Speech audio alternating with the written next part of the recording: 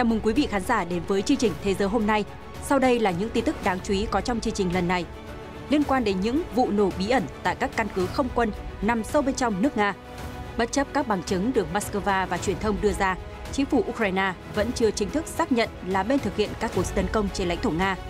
Trong bối cảnh đó, một chính trị gia Ukraine vừa chỉ ra những tác động của các vụ nổ nêu trên đối với cuộc xung đột giữa Ukraine và Nga hiện nay. Trở lại diễn biến trên chiến trường Ukraine, màn đọ sức trực diện 1-1 của xe tăng Ukraine, thổi bay xe tăng Nga đang được lan truyền rầm rộ trên mạng xã hội, chứng tỏ khí tài của Ukraine không hề thua kém so với Nga. Ở diễn biến khác, Ukraine tiếp tục mất kiên nhẫn, một lần nữa chỉ trích Đức về việc không cung cấp xe tăng hạng nặng cho nước này. Trong khi đó, Đức thể hiện mong muốn khôi phục hợp tác kinh tế với Nga, nhưng có điều kiện. Song song với các cuộc giao tranh không khoan nhượng trên mặt trận Ukraine, căng thẳng ở Kosovo ngày càng leo thang. Với những diễn biến hiện nay, đại sứ Nga tại Serbia với tình hình ở Kosovo giống với Ukraine đến khó tin. Các tin tức đáng chú ý khác, Mỹ lần đầu tiên thử thành công tên lửa siêu thanh hoàn chỉnh trên pháo đài bay B-52. Cùng lúc đó, Mỹ sắp chuẩn bị công bố bước đột phá khoa học về năng lượng nhiệt hạch. IMF bất đồng về việc đình chỉ phụ phí đối với các khoản vay của những quốc gia không thể chi trả nợ. Cuba dự báo mức tăng trưởng thấp khi khủng hoảng đang bao trùm. Vua Jacques dự khán trận bóng đá khiếm thị. Tây Ban Nha khai quật 53 thi thể tại ngôi mộ tập thể dưới thời độc tài Franco. Cùng theo chân hàng triệu người hành hương về thánh đường Guadalupe, Mexico trong ngày lễ kính Đức Mẹ Guadalupe 12 tháng 12 hàng năm. Tất cả sẽ được gửi đến quý vị ngay sau đây.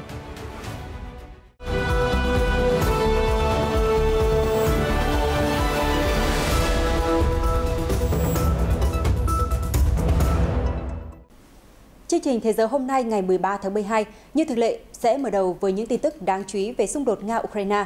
Hồi tuần trước, các vụ nổ bí ẩn đã liên tiếp xảy ra tại các căn cứ không quân nằm sâu bên trong lãnh thổ nước Nga, khiến 3 quân nhân thiệt mạng, 4 người khác bị thương và 2 máy bay bị hư hại. Điện Kremlin đã cáo buộc Ukraine dùng máy bay không người lái thực hiện các vụ tấn công này. Tuy nhiên, từ lúc xảy ra vụ việc cho đến nay, phía Ukraine chưa lên tiếng bình luận về vụ việc. Đồng thời, giới quan sát nhận định rằng những vụ tấn công sâu bên trong lãnh thổ Liên bang Nga không gây bất kỳ hậu quả nghiêm trọng nào đối với quân đội Moscow. Thế nhưng, gần đây một chính trị gia Ukraine lại cho rằng trên thực tế những vụ không kích trên sẽ có tác động rất lớn đến tiến trình cuộc chiến ở Đông Âu hiện nay. Chính trị gia Ihor Tranov, cựu Bộ trưởng Thanh niên và Thể thao Ukraine, giờ đây là người điều hành tổ chức Open Policy của chính phủ. Hãng tin Kyiv Post dẫn lời ông Tranov nhận định rằng cuộc tấn công chắc chắn sẽ để lại hậu quả cho Moscow và ảnh hưởng rất lớn đến kết quả cuộc xung đột giữa Nga và Ukraine. Theo ông Tranov, điều đầu tiên có thể nhận thấy được đó là quân Ukraine hoàn toàn có đủ khả năng tấn công sâu vào bên trong lãnh thổ Liên bang Nga, với căn cứ không quân Angol nằm cách biên giới hai nước 600 km. Rõ ràng vũ khí của Kiev hoàn toàn có thể nhắm vào các mục tiêu ở xa bên trong nước Nga. Điểm thứ hai là các cuộc không kích vào căn cứ quân sự của lực lượng Moscow đã làm giảm mức độ sẵn sàng chiến đấu của họ. Tuy Nga chỉ thông báo 2 máy bay bị hư hại, nhưng hãng truyền thông Nekta của Belarus và kênh báo chí độc lập của Nga Astra Telegram đều tiết lộ rằng 2 máy bay chiến đấu Tu-95 đã bị phá hủy. Ông Tranov cho biết, quân đội Nga chỉ có một số lượng hạn chế dòng máy bay này, nên việc hủy hoại cả hai chiếc sẽ là hậu quả khá lớn đối với họ. Vị chính trị gia đưa ra điểm tác động thứ ba, đó là làm thay đổi tâm lý của người dân Ukraine. Ông Tranov khẳng định, vụ không kích đã làm cho người dân Ukraine thấy rằng quân đội Kiev có khả năng trừng phạt đối phương nhằm ngăn chặn các cuộc tấn công tên lửa mà lực lượng Moscow nhắm vào cơ sở hạ tầng năng lượng ở Ukraine.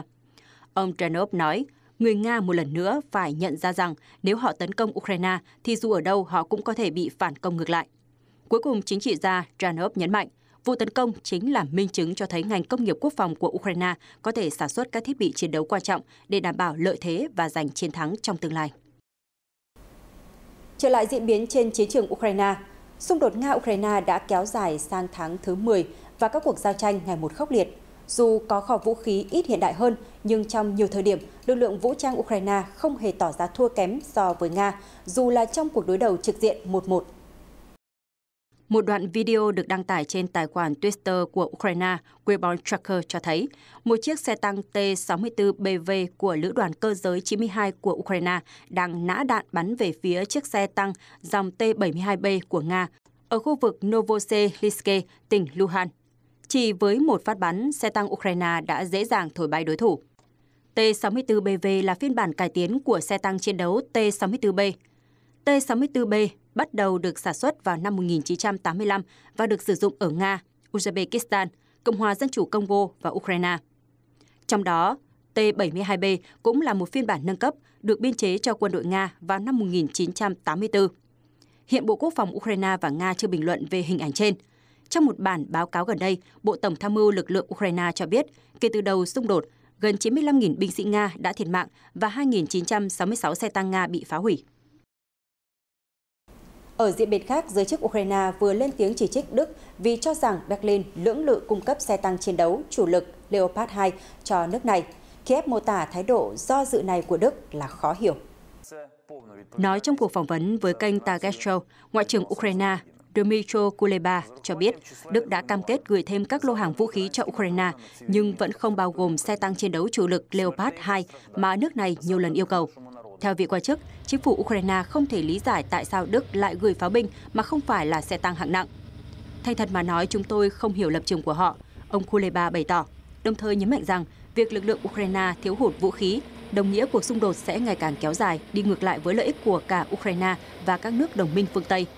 Cũng theo Ngoại trưởng Ukraine, đất nước của ông hiện còn cần máy phát điện và máy biến áp để tồn tại qua mùa đông khắc nghiệt, trong bối cảnh các hạ tầng năng lượng của Ukraine đã bị hư hại nghiêm trọng sau các đợt tăng cường tập kích từ Nga. Ông Kuleba nói rằng, kịch bản Ukraine mất điện hoàn toàn có thể xảy ra, kéo theo đó một cuộc di cư ồ ạt rời khỏi nước này. Trước đây, giới chức Ukraine từng nhiều lần tỏ thái độ không hài lòng với Đức vì chậm trễ viện trợ thêm vũ khí. Cuối tuần qua, đại sứ Ukraine tại Berlin, Alexei Markiv, đã chỉ trích chính phủ Đức do hết lần này đến lần khác từ chối gửi hệ thống phòng không Patriot đến Ukraine. Vị quan chức kêu gọi chính quyền Berlin đẩy nhanh các đợt chuyển giao vũ khí khi Ukraine không còn nhiều thời gian để đợi được bổ sung quân lực. Trong khi đó, Berlin cho biết nước này đang thảo luận với chính quyền Warsaw về việc triển khai hệ thống phòng không Patriot của Đức đến lãnh thổ Ba Lan, thông tin được Reuters đăng tải. Sau cuộc họp với các quốc gia trong nhóm G7, ông Scholz nói với các phóng viên rằng chúng tôi hiện đang thảo luận chi tiết về cách thức chuyển giao vũ khí này. Bộ Quốc phòng Đức và Ba Lan sẽ hợp tác chặt chẽ để hoàn thành nhiệm vụ. Ông Scholz cũng lưu ý hệ thống phòng không Patriot của Đức cũng có thiết kế tương tự như hệ thống của Mỹ và Vương quốc Anh.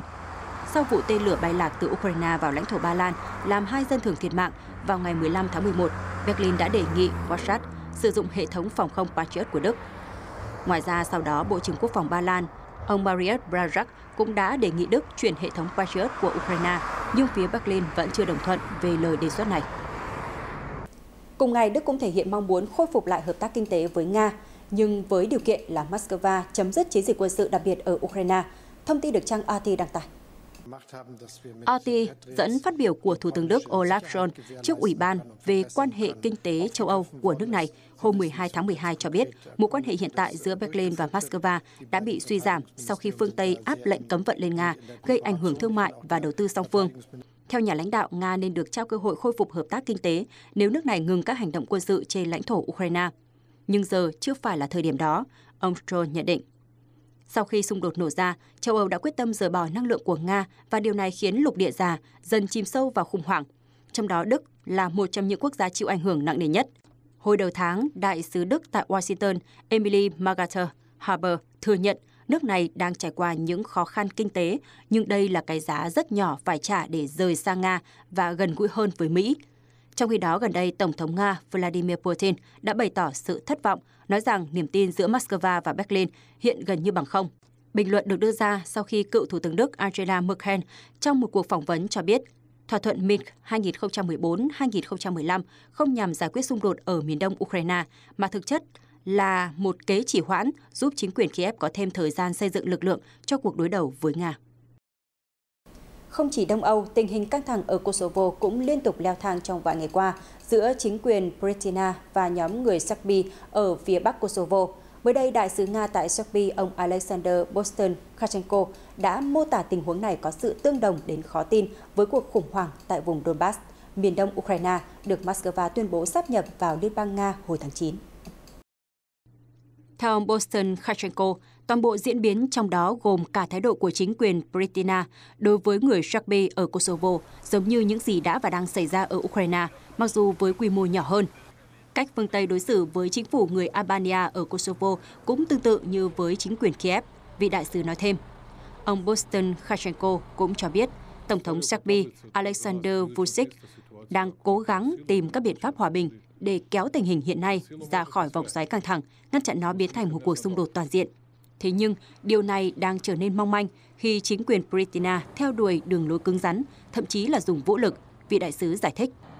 Sau những bất đồng về thay đổi biển số xe, căng thẳng một lần nữa bùng lên ở Kosovo khi chính quyền Pristina triển khai một lượng lớn cảnh sát người Albania đến các khu vực có đa số người Serbia sinh sống, tiến hành cuộc đột kích vào một trường mẫu giáo và một nhà máy rượu. Chính quyền Belgrade đã cáo buộc phương Tây phớt lờ những bất bình của người Serbia ở Kosovo.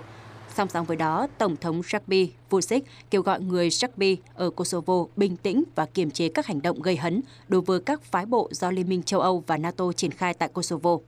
Ở phía ngược lại, Thủ tướng Kosovo Albin Kurti đã kêu gọi binh sĩ gìn giữ hòa bình của NATO can thiệp sau khi người biểu tình, người Serbia chặn đường và đấu súng với cảnh sát. Giữa lúc căng thẳng leo thang tại nhiều nơi trên thế giới, mới đây Mỹ đã lần đầu tiên phóng thử thành công một nguyên mẫu tên lửa không đối đất siêu thanh với đầy đủ tính năng từ pháo đài bay B-52. Thông tin được trang Asian Times đăng tải. Asian Times dẫn thông cáo báo chí của Không quân Mỹ hôm 12 tháng 12 nêu rõ oanh tạc cơ B-52 phóng thành công quả đạn AGM-183A hoàn chỉnh ở ngoài khơi bang California vào ngày 9 tháng 12. Sau khi tách khỏi máy bay, tên lửa đạt tốc độ gấp 5 lần âm thanh, hoàn thành hành trình bay và phát nổ trong khu vực mục tiêu. AMG-183, hay còn gọi là vũ khí phản ứng nhanh, phóng từ máy bay ARRW do tập đoàn Lockheed Martin chế tạo, cho phép tấn công vào các mục tiêu trọng yếu của đối phương, thách thức mọi hệ thống phòng không hiện nay. Đây là một trong những chương trình tên lửa siêu thanh được Không quân Mỹ phát triển.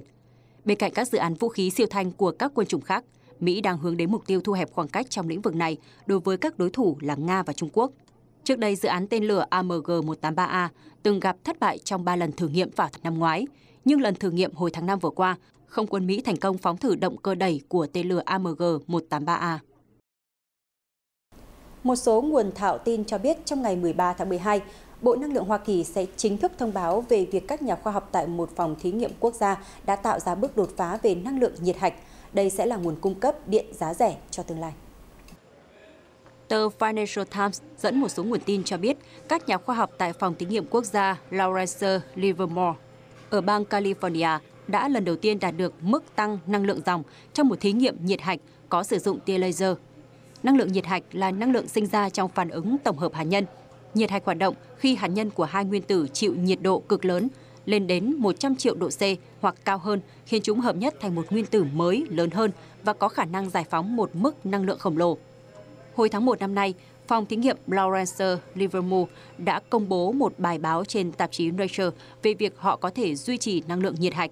Nếu phản ứng tổng hợp được thương mại hóa, thì nghiên cứu đột phá này sẽ có thể tạo ra điện gần như không có carbon, giúp chống lại biến đổi khí hậu mà không phải lo ngại lượng chất thải hạt nhân phóng xạ từ các lò phản ứng. Tiếp nối chương trình là những tin tức về kinh tế. Thưa quý vị, hôm 12 tháng 12, Ban điều hành của Quỹ tiền tệ quốc tế IMF đã thảo luận về các khoản phụ phí được thu từ những quốc gia không thể hoàn trả khoản vay nhanh chóng. Điều này đã gây ra những bất đồng về việc đình chỉ hay tiếp tục thực hiện khoản thu này giữa các nhà điều hành trong IMF. Reuters cho hay Argentina, Pakistan và một số quốc gia khác đề nghị IMF giảm hoặc có thể tạm thời miễn các khoản phụ phí cho họ khi không thể thanh toán nợ đúng kỳ hạn. Đối với khoản phụ phí, IMF ước tính sẽ thu về 4 tỷ đô la Mỹ từ những quốc gia vay nợ. Tuy nhiên, Mỹ, Đức, Thụy Sĩ và một số cường quốc kinh tế khác đã phản đối sự thay đổi này. Các nước này cho rằng IMF không nên thay đổi mô hình tài chính vào thời điểm nền kinh tế toàn cầu đang đối mặt với nhiều thách thức. Một phát ngôn viên của IMF cho biết, Hội đồng đã thảo luận về những thay đổi này và tác động của chúng, nhưng hiện vẫn chưa đạt được sự đồng thuận cuối cùng.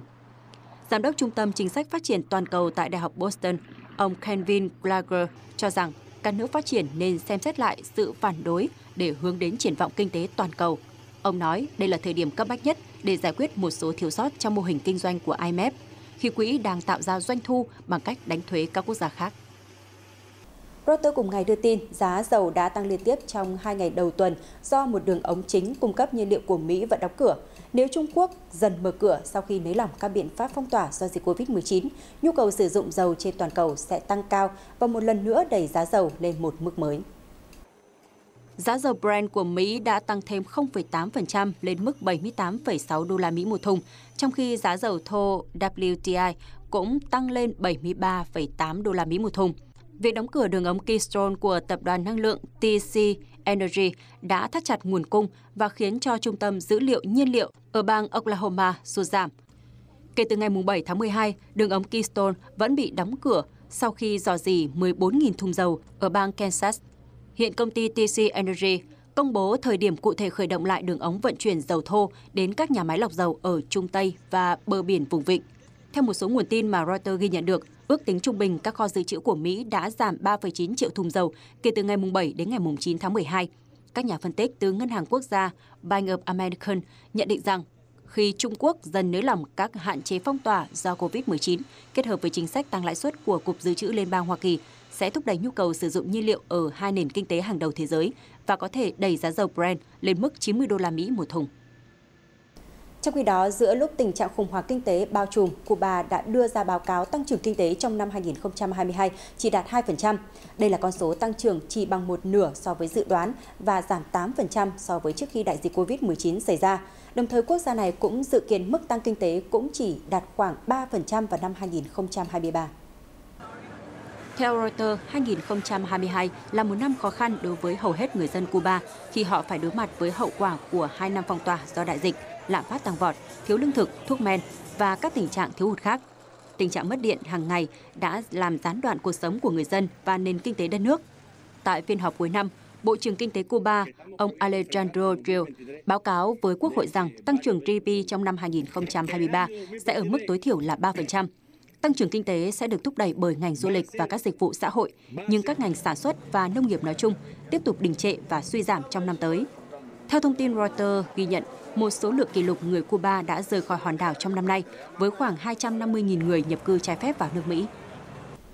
Cùng chuyển sang các tin tức nổi bật khác trên thế giới, hôm 12 tháng 12, vua Jacques đệ Tam đã có dịp dự khán một trận bóng đá khiếm thị trong khuôn khổ chuyến thăm đến trường cao đẳng dành cho người khiếm thị của Hoàng gia Anh nhân dịp kỷ niệm 150 năm cơ sở này thành lập. Thông tin được Reuters đăng tải. Hình ảnh ghi lại cho thấy vua Jacques chăm chút theo dõi những cầu thủ bóng đá khiếm thị đang tập luyện trước khi bắt tay và hỏi thăm họ. Sau đó ông còn gặp gỡ các sinh viên đang học chữ nổi tại trường. Người đứng đầu Hoàng gia Anh cũng công bố tấm bảng kỷ niệm 150 năm thành lập trường cao đẳng dành cho người khiếm thị Hoàng gia Anh, cũng như chụp ảnh với các sinh viên của trường. Phát biểu cảm nghĩ trong chuyến thăm, vua Jacques nói, thật cảm động khi được trải nghiệm một phần những gì đang diễn ra hàng ngày tại ngôi trường này. Tôi thấy được rõ sự tận tâm của các nhân viên nhà trường đối với sinh viên. Trong khi đó, toàn thể nhân viên, sinh viên trường đã đáp lại tình cảm của vua Jacques bằng những màn pháo tay nồng nhiệt. Thưa quý vị, sau kết quả thua sốc trước Maroc vòng 1/8 World Cup Qatar 2022, hôm 6 tháng 12, huấn luyện viên Luis Enrique của đội tuyển Tây Ban Nha đã thông báo từ chức. Chiếc ghế nóng này mới đây vừa có chủ nhân mới. Liên đoàn bóng đá Tây Ban Nha hôm 12 tháng 12 chính thức công bố Luis de la Fuente trở thành huấn luyện viên mới của đội tuyển Tây Ban Nha. Theo Reuters, vị thuyền trưởng mới của tuyển Tây Ban Nha đã vấp phải một số lo ngại rằng ông ít có kinh nghiệm dẫn dắt đội bóng lớn, vì trong những năm qua ông chỉ quản lý các đội trẻ trong nước. Phát biểu trước phóng viên tại cuộc họp báo ở thành phố Las Rosas về những lo ngại này, nhà cầm quân Fuente bày tỏ, với tất cả sự khiêm tốn, tôi có thể nói rằng người sẽ vẽ nên hiện tại và tương lai cho nền bóng đá Tây Ban Nha chính là người đàn ông đang ở trước mặt mọi người đây. De la Fuente, 61 tuổi, gia nhập Liên đoàn bóng đá Tây Ban Nha từ năm 2013 với tư cách là huấn luyện viên đội tuyển U15. Ông từng huấn luyện cho những cầu thủ như Marco Asensio, cầu thủ Unai Simon, Eric Garcia, Pau Torres, Pedri, Carlos Soler và Dani Olmo. Cũng tại Tây Ban Nha, các nhà khảo cổ Pháp Y vừa tiến hành khai quật 53 thi thể tại một ngôi mộ tập thể ở thị trấn Orduna thuộc xứ Basque, có từ năm 1941. đây như một phần nỗ lực của chính quyền địa phương nhằm giải quyết hậu quả do thời kỳ chế độ độc tài Franco gây ra. Theo các tài liệu và lời khai của nhân chứng, những hài cốt được tìm thấy tại thị trấn Orduna là những tù nhân đã chết từ tháng 2 đến tháng 6 năm 1941 tại nhà tù Orduna. Họ được chuyển từ các trại tập trung đến nhà tù có điều kiện khắc nghiệt. Nguyên nhân tử vong là do đói và bệnh. Francisco Esteborria, một trong những chuyên gia tham gia khai quật, nói với Reuters rằng họ đang xác định danh tính các thi thể và sau đó sẽ trả về cho người thân để làm nghi lễ an táng. Việc khai quật trên là một phần của chương trình nhằm tìm kiếm những người mất tích trong cuộc nội chiến, được chính quyền xứ Baquer hợp tác với các hiệp hội nghiên cứu khoa học và ban ngành địa phương cùng tiến hành. Ước tính hơn 500.000 người đã thiệt mạng trong cuộc nội chiến Tây Ban Nha 1936-1939. Theo các nhà sử học, còn hơn 100.000 người vẫn mất tích. Nhiều trong số đó được chôn cất trong những ngôi mộ tập thể vô danh. Sau đây hãy đến với những hình ảnh về các lễ hội đặc sắc trên thế giới. Sydney, thủ phủ bang New South Wales và cũng là thành phố lớn nhất Australia, mới đây đã bừng sáng với hệ thống đèn Giáng sinh lung linh rực rỡ được lắp đặt khắp mọi nơi như một lời mời gọi người dân đến trung tâm thành phố tận hưởng mùa lễ hội cuối năm. Hình ảnh ghi lại cho thấy nhà thờ Công giáo lớn nhất của Sydney, St. Mary, nổi bật với màn trình diễn ánh sáng đầy ấn tượng, trình chiếu các hình ảnh từ sách Cựu Ước cho đến sự ra đời của Chúa Giêsu. Khung cảnh lung linh rực rỡ của thành phố cũng được tô điểm thêm bằng cây thông Noel cao nhất bang New South Wales. Được đặt trước tòa nhà chọc trời Martin Place, nó rực rỡ trong 100.000 đèn LED cùng hàng trăm món đồ trang trí khác nhau. Giữa khung cảnh lung linh ánh đèn đó, các giai điệu bài hát Giáng sinh đã góp phần tô điểm thêm không khí náo nhiệt của mùa lễ hội. Trong khi đó, hàng triệu người mới đây đã tham gia cuộc hành hương về Thánh đường Đức Mẹ Guadalupe ở Mexico. Đây là một hoạt động thường niên của những người theo Công giáo được duy trì hàng thế kỷ qua. Cứ đến ngày lễ Kính Đức Mẹ Guadalupe vào ngày 12 tháng 12 hàng năm, những người hành hương từ khắp châu Mỹ sẽ đổ về Mexico để hành lễ và cầu nguyện trong 2 ngày tại Vương cung Thánh đường Đức Mẹ Guadalupe. Một tín đồ tên Enrique Diaz cho biết ông muốn cảm ơn Đức Trinh Nữ đã giúp con gái ông chào đời thuận lợi. Ước tính lễ hành hương năm nay sẽ thu hút gấp đôi số lượng người tham gia so với năm ngoái là 1,5 triệu người. Vương cung Thánh đường Đức Mẹ Guadalupe là ngôi đền Công giáo được viếng thăm nhiều nhất ở châu Mỹ.